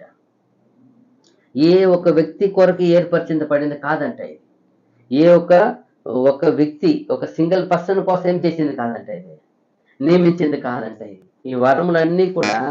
అయితే కొరింథీ సంఘంలో ఆ కాలంలో వరం పొందిన వాళ్ళు చాలా అంటే డంబముగా ప్రవర్తించారంట. పౌలు దీన్ని గుర్తెరిగి వరములు డంబము చెప్పడానికి కాదు, అది సేవకు మాత్రమే అప్పగించారని చెప్పారంట. దేనికి ఇవ్వబడింది? సేవ కొరకు ఇవ్వబడింది. మీ యొక్క ప్రాణం దేనికి ఇవ్వబడింది? ఇప్పుడు మీ జీవం ఎందుకు రక్షించబడింది? మీ జీవం ఎందుకు కాపాడబడింది? ఎందరో వెళ్ళిపోయారు కదా, అనేక రోగముల చేత, అనేక విధమైన తెగుల చేత మనందరూ నిలబెట్టారు. దేనికి నిలబెట్టారు? ఆయన సేవ కొరకు మిమ్మల్ని నియమించుకున్నారు. ఈ లోకంలో అనేకలు ఉన్నారు. అందరికంటే మిమ్మల్ని ప్రేమించి మీ కృపా వరము చేత ఆయన వాక్కు చేత నియమించుకుని ఎందుకో? ఆయన సేవ కొరకు. ఇది గ్రహించాలంట. ఆ కాలంలో ఉన్న సంఘంలో ఉన్న ప్రతి ఒక్కరు కూడా వరముని గురించి గొప్పగా డంబంగా ప్రవర్తించారు తప్ప, డంబంగా మాట్లాడుతున్నారు తప్ప ఆ భావంని గ్రహించలేకపోయారంట. అప్పుడు పౌలు గారు కోపం వచ్చి మాట్లాడుతున్నారు. ఏమనుకున్నారు మీరు? వరం ఇచ్చింది మీ సొంతానికి కాదు, అది దేవుని సేవ కొరకు వాడపడడానికి. చాలా మంది ఈరోజు వరం ఇచ్చిన కానికి ఇచ్చిన సొంతానికి వాడేస్తారు. కానీ కూడా ఏం చేసేవాళ్ళు? సొంతానికి వాడతారు. సొంతానికి వాడకూడదానికి ఇచ్చింది దేనికి ఇచ్చారు? దేవుని పనిని ఆ పని మీద వెళ్తున్నావా, పని వాడుకో. సొంతానికి వాడకూడదు, చెప్పినది ఇచ్చింది ఎందుకో. అందుకే పౌలు ఈ విషయంలో జాగ్రత్తగా ఉన్నాడు. నేను ఏ ఒక్కరి చేత ఏం చేయలేదు, నేను పుచ్చుకోలేదంటాడు. ఎందుకో, నాకు వద్దు. నా చేతిలో సొంతగా ఏం చేసింది అనేకుల కొరకు. కష్టపడి that is very very good person నిజంగా. ఎందుకంటే అలా చేసే సేవ ఇలా చేయాలని ఏం చేసేవాడు ఆయన, చూపించే వ్యక్తి ఆయన. సేవకుడు. అందుకే నేను క్రీస్తుకు నేనేం చేస్తున్నాను, నేను కూడా ఏమున్నాను ఆయన మరి మాదిరిగా ఉన్నట్టున్నాడు. నన్ను వెంబడించండి అంటాడు ఆయన. చూడండి, నేను క్రీస్తుని మాదిరి ఉన్నాను. ఎవరైనా ఈ మాట చెప్పడానికి ఎంత ధైర్యము, ఎంత శక్తి కావాలి కదా. ఏమంటారు, దమ్ము ధైర్యం ఉంది మీకు అంటారు. ఆయనకి ఉంది. చూడండి, నేను క్రీస్తుని ఏం చేసి ఉన్నాను, ధరించి ఉన్నాను, నేను మాదిరిగా ఉన్నాను అంటాడు. ఎంత మాట. క్రీస్తుకి ఇక్కడ అవును, ఆయన ఒక్కటి తక్కువ, నేను కూడా అలాగేం చేశాను, కొట్టబడాను. ఎవరైనా ఆ మాట పలకలుగుతారా? అనేకం పర్యాయం నేను నిర్వాణంగాను అందరి చేత ఏం చేయబడ్డాను, నేను హింసింపబడ్డాను, వేధింపబడ్డాను, కొడాలు దెబ్బ తిన్నాను. ఎంత మాట. యేసుప్రభు మనిషి ఇలా జీవించాలా, ఇలా బోధించాలా, చూపించేశారు. తర్వాత ఆయన అట్లాగే ఫాలో చేశారు. ఆయన అనుచరుడు అన్నప్పుడు అపోస్తలులో ఆయన ఒకడు అయిపోయా. ఎంత గొప్పగా ఆయన అనుసరించారు ప్రభు మాటని, ప్రభు సిద్ధాంతాన్ని, ప్రభు చెప్పే ప్రతి వాక్య ఉపదేశాన్ని ఏం చేసేవాడు, భిన్నముగా బాగా దాన్ని బోధించేవాడు, నేర్పించేవాడు. అందరికీ బోధించేది, నేర్పించేది, తరువు ఇచ్చే వాళ్ళని గొప్ప వాళ్ళుగా సేవకులుగా ఎదిగించేది ఎవరు ఎక్కువ, ఆయన. ఎందుకు? అందుకే ఆయన ఈ వాక్కును ప్రేమించే వ్యక్తి. ఆయన వరముని ప్రేమించే వ్యక్తి. ఏ వరమును ఏం చేయలేదు, సొంతానికి ఏం చేయలే ఆయన. వాడబడలే, ఉంది అని ఏం చేయలే ఆయన. అతిశయపడాలి ఆయన. ఎక్కడ అతిశయపడ్డారా, గర్వపడ్డారా? లేదు. ఆయనలో ఎప్పుడు ఆయనకు ఒక ఇది ఉండేది, వేడుకున్నాడంట, నా కృప నీకు చాలు అన్నారు ఆయన్ని. ఎందుకు? చూడండి, అలాగే. ఎందుకంటే అది కూడా ఆయన చెప్పారు, నేను అతిశయపడకున్నట్లు అది నాకు పెట్టారంటారు ఆయన. ఎంత గొప్ప మాట అది. మాట అంటే నిజంగా. ఎందుకు ఇది నాకు ఉంచారు ఈ ముళ్ళు అంటే, నేను అడిగాను, నేను అతిశయపడుకున్నట్లు అది నన్ను కొట్టాలి అని పెట్టారంట. గిరిగించిన వ్యక్తి. చూడండి, అంత గొప్ప సేవ చేశారు. ఆయన ఏం చేయాల. కొరింథీ సంఘంలో, దేవుడి సంఘంలో ఒక్కొక్కరిని కూడా, అందరిని కూడా తన మంచి ఒక స్థితిలో ఉంచారంట. అందరు ఏం చేశారు, ఒక్కొక్క స్థితిలో ఉంచారంట. ఒక్కొక్కరిని కూడా ఒక స్థాయిలో ఉంచారంట. ఎందుకంటే సంఘము అప్పుడే ఏం చేయాలంట, ఎదుగుతుందంట. ఇప్పుడు ఒక ఒక ఫౌండేషన్ అనుకోండి, ఒక బౌండరీలో అన్ని పిల్లర్స్ ఎలా ఉండాల. ఒక స్టేజ్ వేస్తాం అనుకోండి, స్టేజ్ నిలబడాల. వేసే ఒక 6, 8, 10 వేస్తాం, 6, 8 పిల్లర్స్. అది ఎందుకు ఈక్వల్గా ఉంటేనే కదా. అప్పుడు ఏమవుతుంది, ఆ ప్లేస్ ఏమైపోయింది, చక్కగా నిలబడుతుంది. ఒక ఎక్కువ తక్కువ వేసేస్తే అప్పుడు చూడండి. అప్పుడు అలాగే ఒక్కొక్క సంఘంలో కూడా ఒక్కొక్కరికి ఇచ్చే వరం ఇచ్చి ఆ సంఘాన్ని సమంగా ఆయన క్రమంగా పెట్టారంట. అన్ని బ్యాలెన్సింగ్గా పెట్టారంట. అన్నీ ఉండాలంట. సంఘం అంటే, కుటుంబం అంటే ఏముండాలి, అన్నీ ఉండాలి కదా. కుటుంబంలో లోటు వచ్చిందంటే మెయిన్ వచ్చే వాళ్ళకి నీరు ఉండాలా, ఆహారం ఉండాలా. ఇది కుటుంబం. నీరు ఆహారం లేకపోతే ఏమైపోతుంది. అప్పుడు చూడండి ఎంత బాగుంది. అది చెప్తున్నాడు ఇక్కడ. అలాగే సంఘంలో ప్రతి వరంను కూడా ఒక్కొక్క కాలంలో వాటిని ఏర్పరిచి సంఘము అభివృద్ధి కొరకు దేవుడు అన్నింటినీ సమంగా సిద్ధపరిచి ఏర్పరిచారంట. వాటిని గ్రహించుకోవాలా. అదిదా చూడండి, 1 పేతురు 4:10 చూసినప్పుడు, 1 పేతురు 4:10,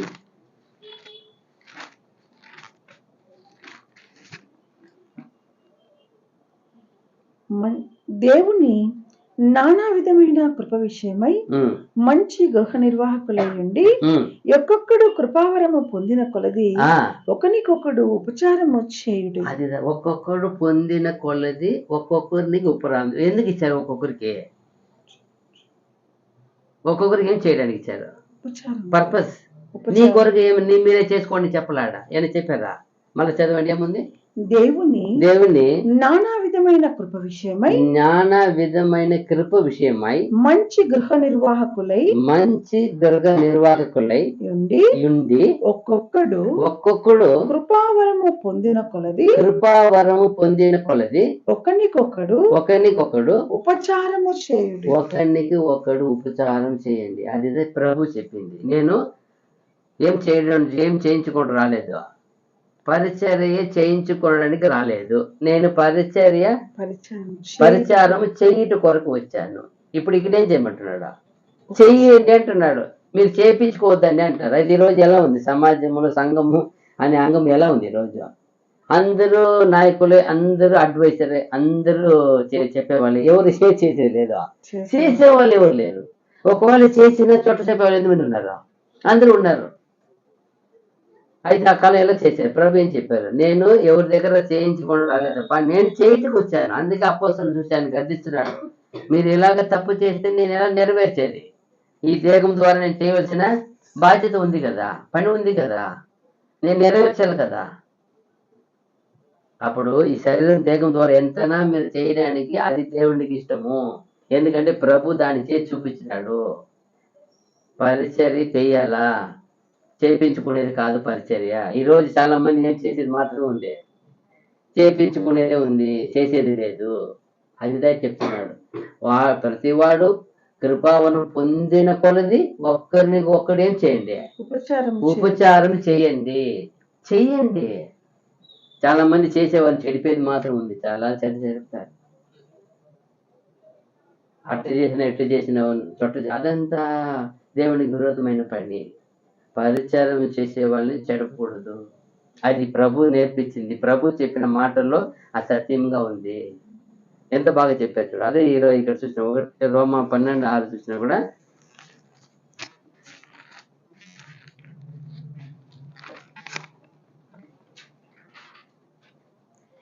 మనకు అనుగ్రహింపబడిన కృప చొప్పున వెవ్వేరు కృపావరములు కలిగిన వారమై ఉన్నాము కనుక ప్రవచన వరం అయితే విశ్వాస పరిమాణము చొప్పున ప్రవచింతము, పరిచర్య అయితే పరిచర్యలోను, బోధించువాడైతే బోధించడంలోను, హెచ్చరించువాడైతే హెచ్చరించడంలోను పని కలిగి ఉంది.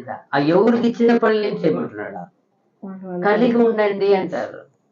కానీ చాలా మంది వాళ్ళకి ఇచ్చిన పని వాళ్ళు కలిగి ఉండరు, వేరే వాళ్ళ పనికి వస్తున్నారు. చూడండి ఎంత బాగా ఉంది చూడండి. ఒక్కొక్కరు కలిగిన పనిలో కలిగి ఉండండి. మీరు ఏ పని ఇచ్చారు, ఏమి మీకు వచ్చు, మీకు ఏ టాలెంట్ ఉంది, ఏం వరం పొందారు, మీరు గ్రహించండి. ఆ పనిలో మీరు కలిగి ఉండండి. వచ్చి కూడా చేయకుండా ఉంటే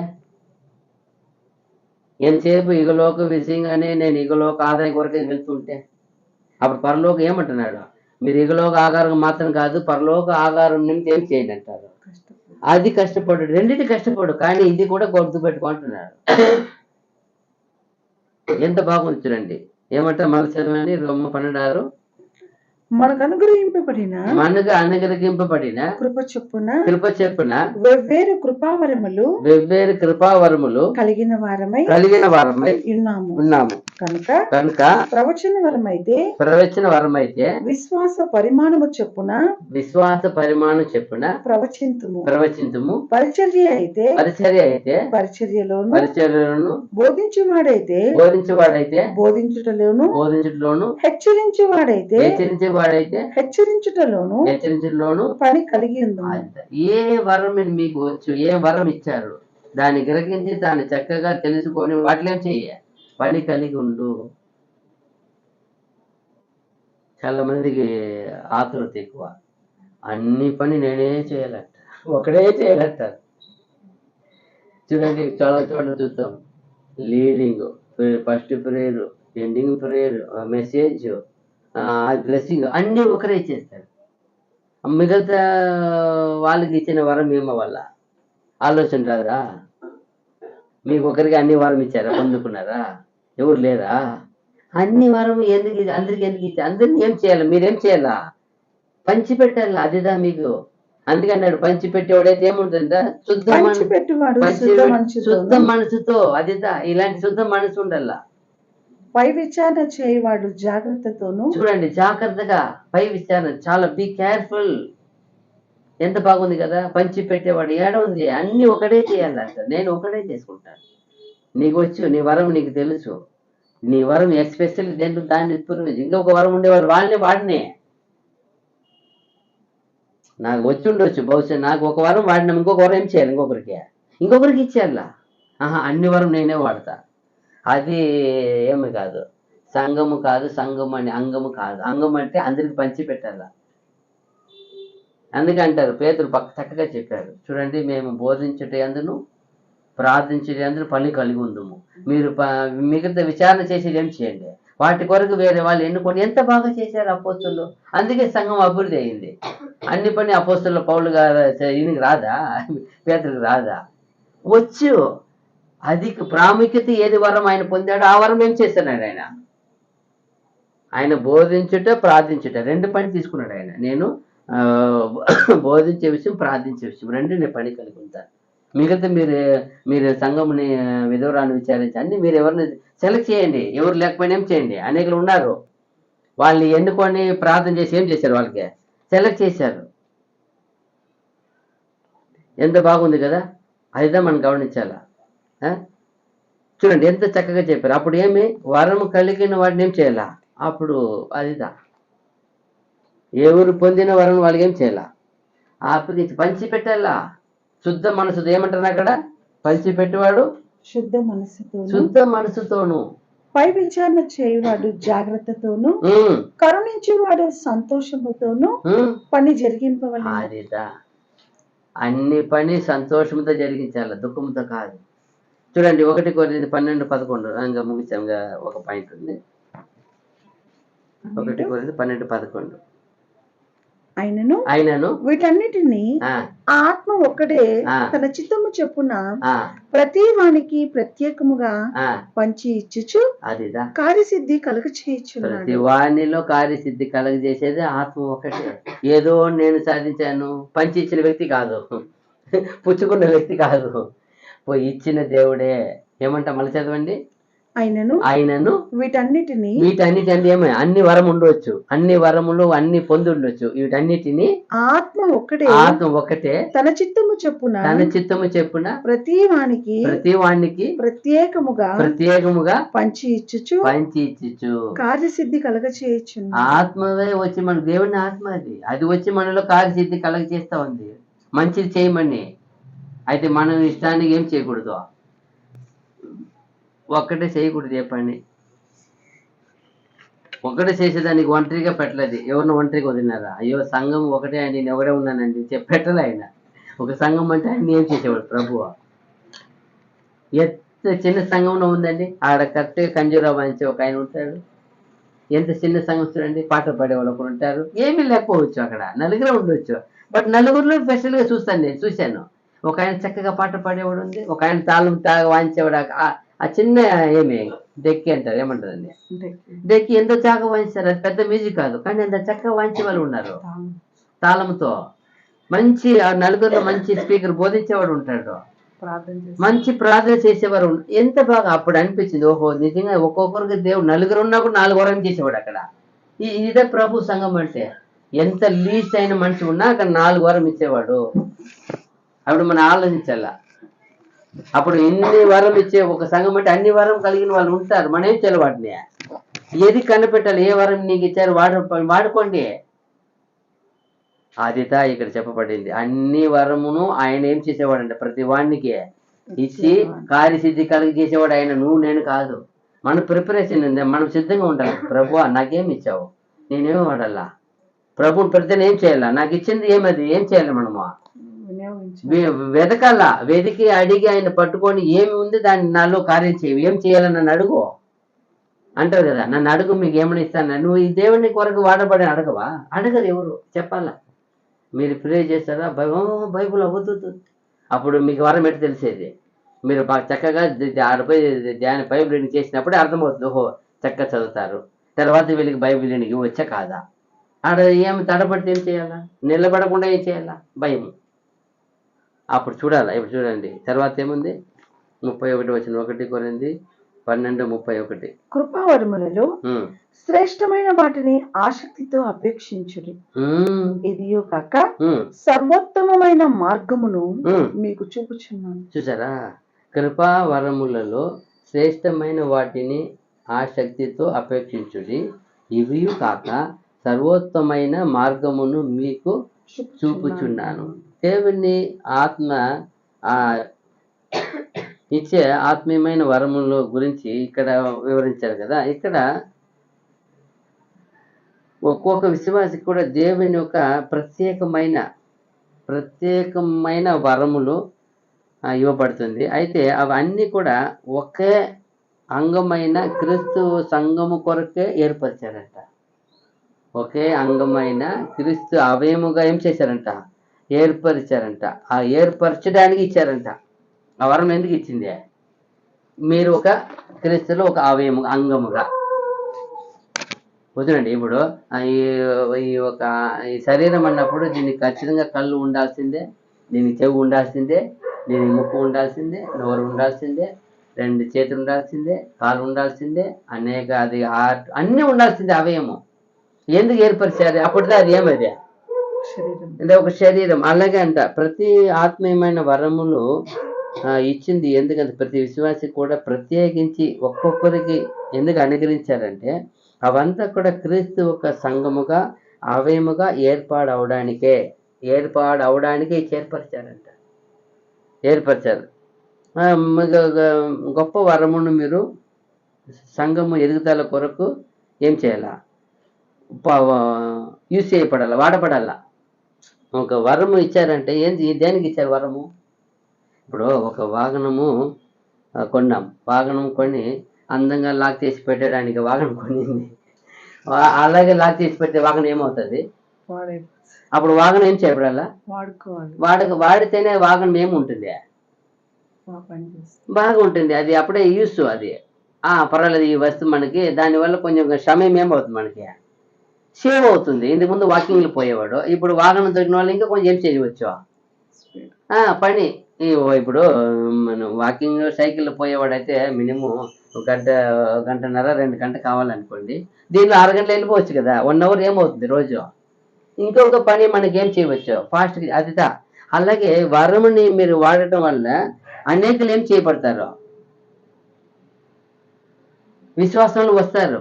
మీ వరం వల్ల మీ వరం ఇప్పుడు బోధకులైన వరం ఉంది, వాక్కు సామర్థ్యం గల వరం ఉంది. ఆ వరం వాడితేనే అనేకులు ఏమవుతారు, వాకు వెళ్ళి విశ్వాసం పుట్టిస్తుంది. అప్పుడు అందరూ ఏం చేయబడతారు, విశ్వాసులుగా మార్చబడతారు. అదే ఇక్కడ చూడు అక్కడ అప్పుడు క్రీస్తు ఒక అంగముగా అవయముగా వేర్చబడడానికే ఇవి ఇచ్చారంట. గొప్ప వరం మంచి వరములు అపేక్షించ అన్నప్పుడు ఇది వ్యక్తిగత పొగడు కాగల, వ్యక్తిగత మహిమ కొరకు కాదు, వ్యక్తిగత మహిమ కొరకు మాత్రం ఇవ్వలేదంట. అందరూ యేసు క్రీస్తు వద్దకు వచ్చి అందరూ వరముల గురించిన అనుభవం పొంది అందరూ ఆత్మీయులకు ఎదగాలని ఇచ్చారంట. అందరూ మీకున్న ఒక ప్రత్యేకమైన వరం అనుకోండి, ఆ వరము ఎందుకు గొప్పది అన్నారంటే మీ గొప్ప పేరు కోసం కాదు, మీ ప్రఖ్యాత కోసం కాదు, దాని ద్వారా అనేకులు వచ్చి విశ్వాసంలో వచ్చి ఆ వరమును గురించి ఎరిగి పొందుకోవడానికంట. అదిదా, ఓహో ఈ వరం వస్తే ఈ పని చేయాలా. చూడండి, ఆత్మీయమైన వరము గురించి మీరు అపేక్షించరా అంటే మీరు సంఘం ఒక ఎదుగుదల కొరకు మీరు వాడబడపోతారని అర్థమంట. ఒక విశ్వాసి ఒక వరం గురించి ఆసక్తి కలిగి ఉన్నాడంటే అతను సంఘ ఎదుగుదల కొరకు ఏం చేయబడేవాడుగా అవుతాడంట, వాడబడడానికి సిద్ధపడుతున్నాడు. ఏదో దీనివల్ల నా పేరు వస్తుంది, నా ఊరు వస్తుంది కాదు, ఆలోచన రాకూడదు. ఏం రావాలంట, నేను దేవుడిని సంఘమైన అంగముగా వాడబడబోతున్నాను. ఇప్పుడు ఈ అవయమంతా ఒక్కొక్క అవయమంలో ఏం చేస్తుంది, చక్కగా పని చేస్తుంది. పని చేయకపోతే ఏమవుతాం, మనము నిలబడము. ఇప్పుడు చాలా మందికి ఏదో ఒక ప్రాబ్లం వచ్చిందంటే వాళ్ళు నిలబడరు, ఎప్పుడు కింద పడిపోతా అనిపిస్తుంది. అప్పుడు నిలబడి ఉన్నామంటే అది అన్ని అవయములు ఏం చేస్తుంది, మనల్ని చక్కగా పని చేసి నిలబెట్టిందని అర్థం. అలాగే ఒక సంఘము అన్ని విధాలుగా అది ఆశీర్వాదకరంగా ఉందంటే అన్ని వరములు సంఘములు ఏం చేస్తుంది, వాడపడతా ఉంది, వాడపడాలా.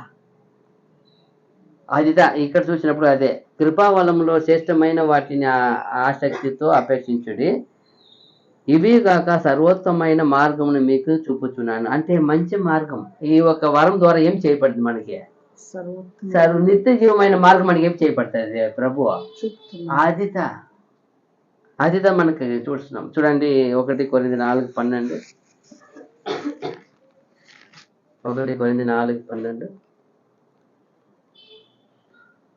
స్వహస్తములతో పనిచేసి కష్టపడుచున్నాము, నిందింపబడి దీవించుచున్నాము, హింసింపబడి ఓర్చుకునుచున్నాము, దూషింపబడి బతిమాలుకునుచున్నాము, లోకమునకు 1 కొరింథీ 14:12. 4:12 ఇది మిస్టేక్ సారీ. 1 కొరింథీ 14:12. 14:12 ఎక్కడో వెళ్ళిపోయినా. మీరు ఆత్మ సంబంధమైన వరముల విషయమై ఆసక్తి గలవారు కనుక సంఘమునకు క్షేమాభివృద్ధి కలుగు నిమిత్తము అవి మీకు విస్తరించినట్లు ప్రయత్నము చేయుడి. అప్పుడు అడగాలంట, దేవా మా సంఘంలో ఏ వరం కొదువుగా ఉంది, ఏ వరం లేదు, ఆ వరం నాకు ఈ స్వామి. చూడండి, అందరికి అనేక వరం ఉన్నాయి, కొందరికి ఉండదు కదా. కొన్ని చూస్తాము ఎప్పటికీ, కొన్ని వాంచకుండా కొన్ని ఉంటాయి. మ్యూజిక్ ఇదంతా ఎందుకో అది ఎవరు ఏమి చేయలేరు. ఇప్పుడు ఎగ్జాంపుల్ తపల బాగుంటుంది, తపల ఎవరికి ఏం రాదు సంఘంలో, అప్పుడేం చేయాలి? కొందరు ప్రత్యేకించి దాన్ని వరం అడగండి, దేవా నాకు ఒక మంచి వరము ఏది లేదో మా సంఘం, ఆ వరం నాకు ఇవ్వు. అదే చెప్తున్నాడు అక్కడ. ఏమంటే మీరు ఏం చేయమంటున్నారు? మీరు ఆత్మ సంబంధమైన వరముల విషయమై ఆసక్తి కలవారు కనుక సంఘమునకు క్షేమాభివృద్ధి కలుగు నిమిత్తము అవి మీకు విస్తరించినట్లు ప్రయత్నము చేయుడి. దేవా మా సంఘము అవి అభివృద్ధి చెందినట్లు ఏ వరం కావాలి నాకు అది ఇవ్వు, నేను చేయాల. ప్రతి విశ్వాసి కూడా ప్రయత్నించి అడగాల దేవుడి దగ్గర, తండ్రి మా సంఘం అభివృద్ధి చెందడానికి ఏ వరం కావాలి అది ఇవ్వండి. అది అక్కడ లేకుండా అదే అడుగుతామంటున్నారు. మీరు దేనికి అడగండి? సంఘం క్షేమాభివృద్ధి కొరకు అడగండి వరములు. చూడండి రోమా 11:29. రోమా 11:29 ఇంకొక వాక్యం ముగిస్తాం. ఏలయనగా దేవుడు తన కృపావరముల విషయములోను పిలుపు విషయములోను పశ్చాత్తాపపడడు. ఏమంట? ఎంత బాగుంది చూడండి. ఏలయనగా దేవుడు తన కృపావరముల విషయములోను పిలుపు విషయములోను పశ్చాత్తాపపడడు. ఎందుకు పశ్చాత్తాపడడు? నీ పాప విషయంలో పశ్చాత్తాపడ్డాడు, నీ శాపంలో పశ్చాత్తాపడ్డాడు, నువ్వు విమోచించేశాడు. ఇప్పుడు ఇది నీ హక్కు. ఇప్పుడు నువ్వు యేసుక్రీస్తు ఒక అవయం అయిపోయినావు, అంగం అయిపోయినాక నువ్వేం చేయాల? బాధ్యత తీసుకోవాలా.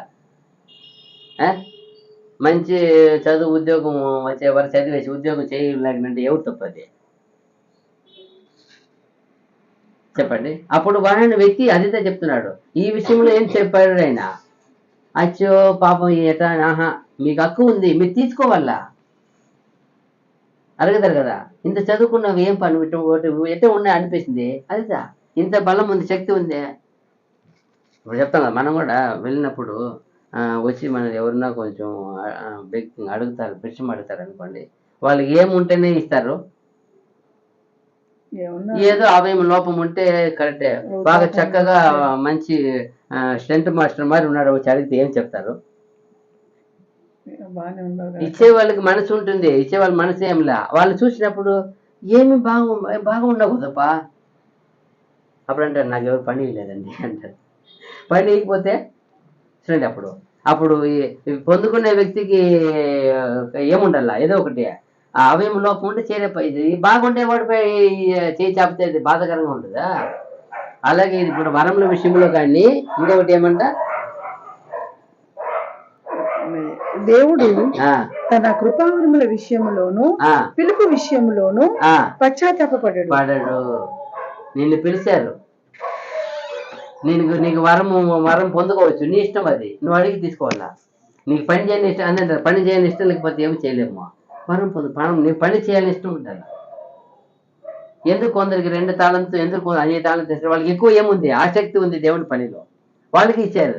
అందుకే వాళ్ళు 1ని ఏం చేశారు? 2ని ఏం చేసేవాళ్ళు? 4, 5ని ఏం చేసేవాళ్ళు? 10. అది పని చేయడానికి నీకు ఆసక్తి ఉండాలి. ఆసక్తి ఉన్నప్పుడే నీకు వరం ఎక్కువ వచ్చేది, తాళంతు ఎక్కువ వచ్చేది. చూసారా? అదిదా. చూడండి రోమ 1:10. రోమ 1:10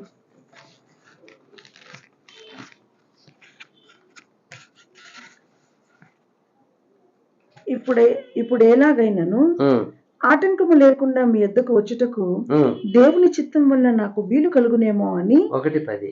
రోమ 1:10. అదే నా ప్రార్థనలు ఎందు ఎల్లప్పుడూ ఆయనను బతిమాలు కొనుచు మిమ్మల్ని గూర్చి ఎడతెగక జ్ఞాపకము చేసుకొనుచున్నాను. ఇందుకు ఆయన కుమారుని సువార్త విషయమై నేను నా ఆత్మ యందు సేవించుచున్న దేవుడే నాకు సాక్షి. ఏం ఒకటి మిస్ అయినా మాకు వేరే వరం ఉందే. 9, 10 కలిపి చదవండి. అది మా ఆయన చదవండి. చదివేశాను. అయిందా? సరేలే. ఇక్కడ చూసినప్పుడు వరము అనేది ఎందుకు ఇస్తారంటే అది 12లో ఉంది. సంఘ క్షేమాభివృద్ధి కొరకు ఇచ్చేది. అది వ్యక్తిగతం ఉండాలా, బట్ అది ఏం చేయబడకూడదు.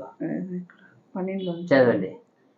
ఆత్మ సంబంధమైన కృపావరం ఏదైనాను మీకు ఇచ్చుటకు మిమ్మును చూడవలనని మిగులు అపేక్షించుచున్నాను. ఆయన వచ్చి చూడండి, ఎంత ఆత్మవరం ఇచ్చడానికి ఏం చేస్తున్నాడు? ఆయన ఆసక్తి ఉంది, ఆయనకి అపేక్షిస్తున్నాడు ఎవరు పొందుకుంటారా అని. చాలా మందికి అన్నిటికీ బాధ. అయితే ఆసక్తి ఉండాలా, దేవుని వరం పొందుకొని దేవుని పని చేయలేము ఉండాలా, వాంఛ ఉండాలా. అప్పుడే వాంఛ లేకపోతే నేను దేవుని బిడ్డగా జీవించేదానికి ఆశ అంటే దేవుని బిడ్డ మారి కుమారుని మారి బలి అవ్వాలా, నువ్వు త్యాగం చేయాలా. అదిదా ఎంత బాగుంది కదా. కృపావరములో శ్రేష్టమైన వాటిని ఆసక్తితో అపేక్షించుడి, ఇవే కాక సర్వోత్తమైన మార్గమును మీకు చూపుచున్నాను. మనకి దేవుడు ఎంతో మంచి మార్గాన్ని చూపుచున్నారు. వాళ్ళ సంఘాన్ని కూడా అదే అలా ఆయన వెళ్ళిపోయాల్సిన మనిషి నిలబెట్టి ఇంతగా వాడుకుని, ఎందుకంటే అక్కడ మంచి మార్గాన్ని ఏం చేయాలని, పరలోక మార్గాన్ని చూపాలని దేవుడు పంపారు. కానీ అందరూ ఏం చేస్తున్నారు? అక్కడ నిర్లక్ష్యపరుస్తున్నారు ఆ మార్గాన్ని, ఆ ఉన్నతమైన పిలుపుని. అది పిలుపుని గురించి నిర్లక్ష్యపరుస్తున్నారు. అందుకే పౌలు అంటాడు అనేక మీ పిలుపుని గురించి, మీ ఏర్పాటు గురించి ఏం పేతురు చెప్తారా? జాగ్రత్త పడి అంటారు ఆయన. ఎందుకో జాగ్రత్త లేకపోతే ఎవరో ఒకరు ఏం చేసేవారు, ఏమి అవుతుంది? ట్రాన్స్ఫర్ అయ్యి వెళ్ళిపోతుంది. అలాగే ఇక్కడ చూడండి, ఎక్కడైనా వాహనం వెళ్ళాలా, బస్సు ట్రైన్ ఎక్కినప్పుడు పరిగెత్తుతో ఏం చేస్తారు? అందరు సీటుని పట్టుకుంటారు. నాది నాది, మా వాళ్ళు వస్తారు. అదే పరలోకం వెళ్ళే మార్గం కదా. ఎంత పరిగెత్తున్నాము, ఏ సీటు పట్టుకుంటున్నాము చూడండి. ఇక్కడ సంఘంలో వచ్చి ముందర ఫస్ట్ సీటు కూర్చోవాలి ఆసక్తి ఉంది. అలాగే పరలోక సంఘంలో పోయి కూర్చొని ఆసక్తి జీవిస్తే కదా, ఆ జీవితాన్ని మన మార్గంలో మన జీవితంలో ఏం చేయాలా, అలవాటు చేసుకుంటే కదా ఆ మార్గం జీవించే ఎలా ఉండాలా, యేసుప్రభు ఎలా ఉండాలా, ఎలా ఉన్నారు ఆయన. అదిదా ఈ రోజు చూసినప్పుడు దేవుని చిత్తం వలన దాదాపు ఈ 12వ అధ్యాయము చివరి ముగింపుకి వచ్చినాము. దేవుడి చిత్తం అయితే రాబోతున్న మనం ఏం చేస్తాము, కంటిన్యూ చేస్తాము. ఓపిక అందరికీ వందనములు. God bless you. ఆమేన్.